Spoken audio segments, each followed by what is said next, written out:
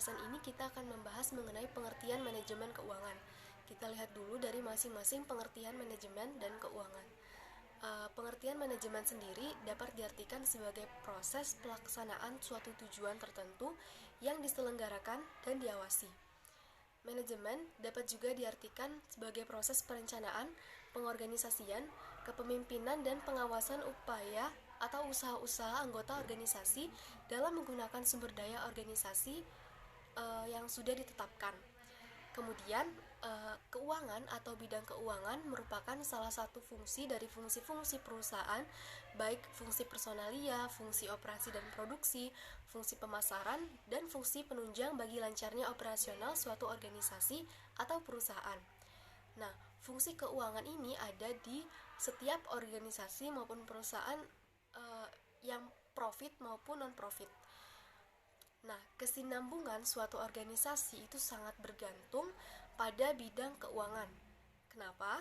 Karena berdirinya suatu organisasi atau perusahaan dan berjalannya sistem operasional sehari-hari pada suatu perusahaan atau organisasi tersebut itu membutuhkan sumber daya keuangan atau biasa kita sebut sebagai dana. Selanjutnya, pengertian manajemen keuangan adalah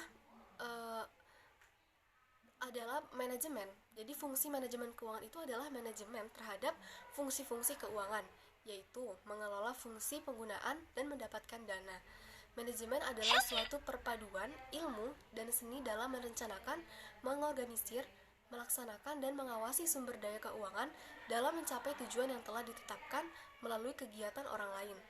Kemudian menurut Sutrisno, beliau memberikan definisi tentang manajemen keuangan. Manajemen keuangan adalah semua aktivitas perusahaan yang berhubungan dengan usaha-usaha mendapatkan dana perusahaan dengan biaya yang murah, serta usaha untuk menggunakan dan mengalokasikan dana tersebut secara efisien. Selanjutnya adalah tujuan manajemen keuangan. Tujuan manajemen keuangan adalah memaksimalkan nilai perusahaan atau memaksimumkan kemakmuran pemegang saham yang diukur dari harga saham perusahaan. Manfaat yang bisa diharapkan dari mempelajari manajemen keuangan adalah pengelolaan keuangan menjadi lebih terencana dan terkendali, sehingga akibat dan konsekuensi yang ditimbulkan dapat dijelaskan secara logis, atau ada penjelasan secara teoritis yang dapat kita gunakan untuk menjelaskan fenomena yang terjadi dalam bidang keuangan terkait. Kemudian, fungsi manajemen keuangan. Fungsi manajemen keuangan ini terbagi menjadi 3. Menurut Martono dan Haristo, mereka berdua menyebutkan ada 3 fungsi utama dalam manajemen keuangan. Yang pertama adalah keputusan investasi. Keputusan investasi merupakan keputusan terhadap aktiva apa yang akan dikelola oleh suatu perusahaan. Nah, keputusan investasi merupakan keputusan yang paling penting karena keputusan investasi ini berpengaruh secara langsung terhadap besarnya laba investasi dan aliran kas perusahaan untuk waktu-waktu di masa yang akan datang. Adapun fungsi yang kedua adalah keputusan pendanaan. Nah, keputusan pendanaan ini menyangkut tentang sumber-sumber dana yang berada di sisi aktiva. Ada beberapa hal mengenai keputusan pendanaan, yaitu keputusan mengenai penetapan sumber dana yang diperlukan untuk membiayai investasi, dan penetapan tentang perimbangan pembelanjaan yang terbaik atau sering juga disebut struktur modal yang optimum. Nah, fungsi yang ketiga adalah keputusan pengelolaan aktiva. Jadi apabila aset telah diperoleh dengan pendanaan yang tepat, maka aset-aset tersebut memerlukan pengelolaan secara efisien. Manajer keuangan itu biasanya bersama manajer-manajer yang lain di suatu perusahaan bertanggung jawab terhadap berbagai tingkatan dari aset-aset yang ada. Nah, tanggung jawab tersebut menuntut manajer keuangan yang untuk lebih memperhatikan pengelolaan aktiva lancar daripada aktiva tetap. Manajer keuangan yang konservatif akan mengalokasikan dananya sesuai dengan jangka waktu aset yang didanai. Selanjutnya saya akan menjelaskan mengenai manajemen risiko. Manajemen risiko itu terdiri dari dua kata, manajemen dan risiko. Manajemen adalah upaya atau pengelolaan terhadap suatu. Sedangkan risiko adalah akibat buruk dari suatu perbuatan atau tindakan. Jadi, manajemen risiko adalah metodologi untuk menghindari akibat buruk yang mungkin terjadi. Dua hal yang perlu diperhatikan dalam manajemen risiko, yaitu yang pertama adalah komponen manajemen risiko dan jenis manajemen risiko. Yang pertama adalah komponen manajemen risiko. Komponen manajemen risiko itu ada 8. Yang pertama adalah lingkungan internal. Lingkungan internal adalah akibat buruk atau risiko dari internal satu perusahaan. Biasanya ini terjadi dari dalam perusahaan, seperti keterlambatan karyawan dan lain-lain. Yang kedua adalah penentuan sasaran. Jadi setiap perusahaan itu harus mempunyai sasaran risiko yang jelas yang dapat diselesaikan melalui sistem manajemen. Kemudian yang ketiga adalah identifikasi peristiwa. Selanjutnya yang keempat adalah penilaian risiko. Jadi suatu organisasi atau perusahaan itu harus menilai risiko yang terjadi atau yang akan menghambat tujuan suatu perusahaan. Dan selanjutnya adalah tanggapan risiko. Setelah melakukan penilaian risiko, maka perusahaan harus memberikan tanggapan terhadap risiko yang terjadi atau risiko yang telah dinilai. Selanjutnya adalah aktivitas pengendalian, yaitu kebijakan yang membantu memastikan bahwasanya respon yang diberikan itu berjalan dengan baik. Kemudian selanjutnya adalah jenis-jenis manajemen risiko. Jenis-jenis manajemen risiko itu ada 4, yaitu yang pertama adalah manajemen risiko operasional. Manajemen ini terkait dengan gangguan operasional perusahaan yang biasanya hal ini timbul dari kegagalan fungsi internal, seperti kesalahan manusia, kesalahan sistem, bencana alam, dan lain-lain. Kemudian selanjutnya adalah manajemen hazard. Manajemen ini berkaitan dengan risiko-risiko yang berpotensi untuk mengakibatkan keberangkutan dan kerusakan. Kemudian manajemen risiko finansial. Manajemen ini berkaitan dengan upaya untuk melindungi laba, hak properti, dan aset perusahaan. Dan yang terakhir adalah manajemen risiko strategis. Ini berkaitan dengan keputusan yang diambil dari perusahaan.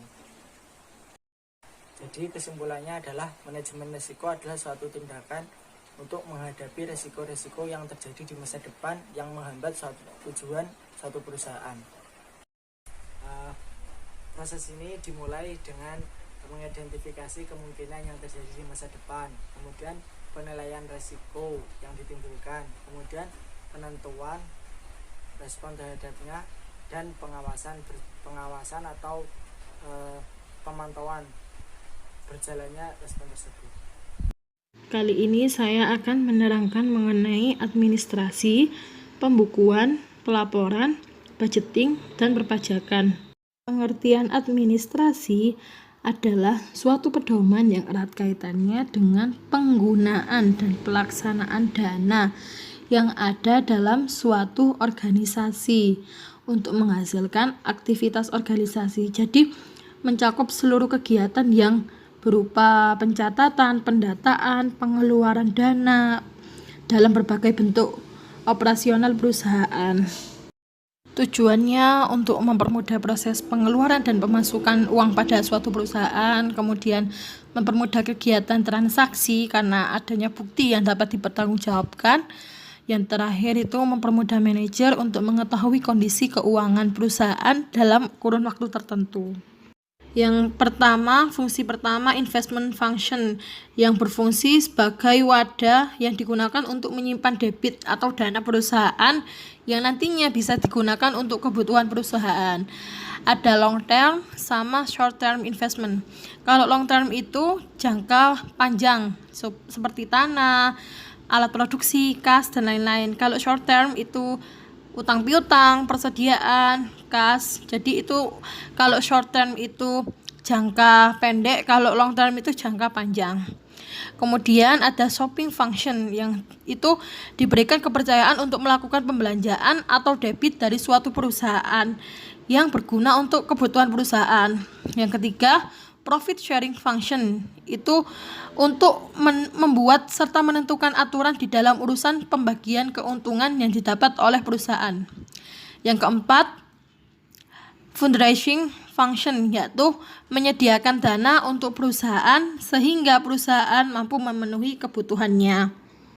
Kemudian kita memasuki pembukuan. Pembukuan itu proses pencatatan atas transaksi keuangan dari perusahaan yang dimulai dari pencatatan bukti transaksi, kemudian ke jurnal, baru ke buku besar, neraca lajur, dan yang terakhir baru penyusunan laporan keuangan. Manfaatnya apa? Untuk meminimalisir risiko hilangnya produk, aset, atau bahkan uang. Kemudian mempengaruhi aset dan laba rugi usaha di masa depan, mengetahui utang maupun piutang, kemudian memantau biaya administrasi, operasional, kemudian mengetahui kemajuan bisnis. Untuk pemahaman analisis transaksinya, jadi ada harta, utang, modal, pendapatan, dan beban. Kalau harta itu isinya kas, piutang, peralatan, perlengkapan, kendaraan, tanah juga bisa, dan lain-lain ya. Utang itu ada utang usaha sama utang bank. Kalau utang bank itu jangka waktu lama, kalau utang usaha itu jangka waktu pendek. Kemudian modal ada sama prive. Prive itu seorang investor itu mengambil modal di suatu perusahaan untuk keperluan pribadinya, itu prive. Kemudian ada pendapatan, yang terakhir beban. Beban itu ya banyak, ada gaji, sewa, listrik, telepon, dan lain sebagainya. Analisisnya nanti kalau harta, beban bertambah, nanti nulisnya di debit. Kalau berkurang nulisnya di kredit, saldonya nanti di debit. Kalau utang, modal, pendapatan, kalau bertambah di kredit, berkurang di debit, saldonya di kredit. Nanti kita akan melihat contohnya pengerjaan bagaimana.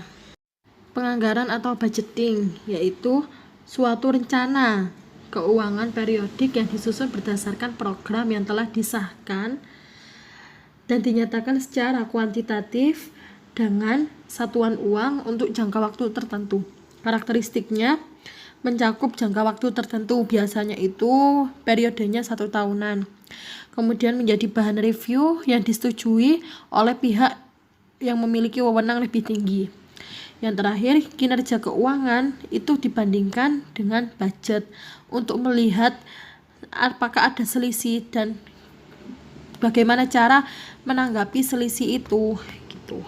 Tujuan penyusunannya yakni digunakan sebagai landasan yuridis formal dalam memilih sumber dan investasi dana, kemudian memberikan batasan atas jumlah dana yang dicari dan digunakan, kemudian merinci jenisnya, lalu merasionalkan, kemudian menyempurnakan rencana yang telah disusun karena kan budgetnya sudah jelas. Kemudian terakhir menganalisis serta memutuskan setiap usulan yang berkaitan dengan keuangan. Manfaatnya yang pertama fungsi perencanaan, yaitu alat perencanaan tertulis untuk memberikan gambaran yang lebih jelas.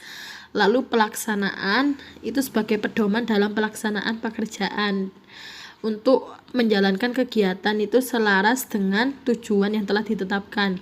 Yang ketiga, fungsi pengawasan sebagai evaluasi setiap pekerjaan, lalu membandingkan antara realisasi kegiatan dengan budget yang tadi sudah direncanakan. Cara penyusunannya itu ada top down budgeting sama bottom up budgeting.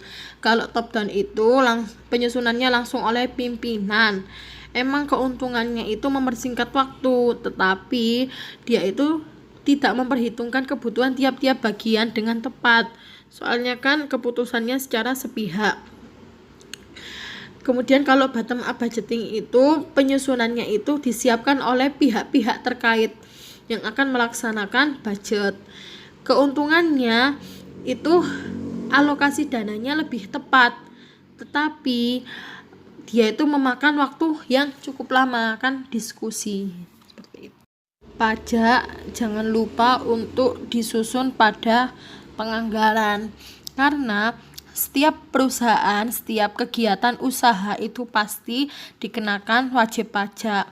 Lah wajib pajaknya itu bermacam-macam, mulai dari pajak penghasilan, pajak pertambahan nilai, dan lain-lain. Manfaatnya untuk mengatur pembayaran pajak menjadi lebih kecil. Kan kalau misalnya sudah dianggarkan itu kan pembayarannya tepat waktu, tidak dikenakan denda. Kalau dikenakan denda itu kan pembiayaannya itu lebih besar daripada saat dianggarkan. Kemudian akuntansi perpajakan, yaitu aktivitas pencatatan keuangan untuk mengetahui jumlah pajak yang harus dibayarkan. Lah tujuannya itu sebagai analisa untuk mengetahui besaran pajak yang dibayarkan. Lalu sebagai dokumentasi perpajakan tahunan untuk perbandingan dan pengetahuan riwayat keuangan perusahaan dan juga laporan keuangan resmi yang bisa dipaparkan saat ingin mendapatkan investor. Untuk perhitungan akuntansi perpajakan. Lah, banyak variabel yang harus dilengkapi sebelum menghitung besaran pajak yang harus dibayarkan. Misalnya, untuk menghitung pajak terutang, maka harus diketahui dulu berapa jumlah setor pajak penghasilan karyawan, kemudian berapa penghasilan kena pajaknya, dan berapa jumlah wajib pajaknya. Untuk menghitungnya itu ada rumusnya ya di bawah. Di situ dituliskan kalau misalnya 25% dikali PKP itu PPh badan. Kemudian PPh badan dikurangi PPh dikurangi PPh pasal 23 sama dengan utang pajak. Kita masuk soalnya. Kan PT Berkah itu punya penghasilan kotor 70 miliar. Kemudian PPh-nya itu 2 miliar. Kemudian PPh pasal 23 itu nilainya sebesar 1 miliar dan pengeluarannya sebanyak 42 miliar. Untuk mengetahui PKP perusahaannya, kurangi penghasilan kotor dengan pengeluaran. Jadi pajaknya itu kan PKP PT Berkah itu 70 miliar dikurangi 42 miliar, hasilnya 28 miliar. Kemudian pajak terutangnya 25% dikali 28 miliar sama dengan 7 miliar. Nah, 7 miliar ini dikurangi 2 miliar dikurangi 1 miliar sama dengan 4 miliar.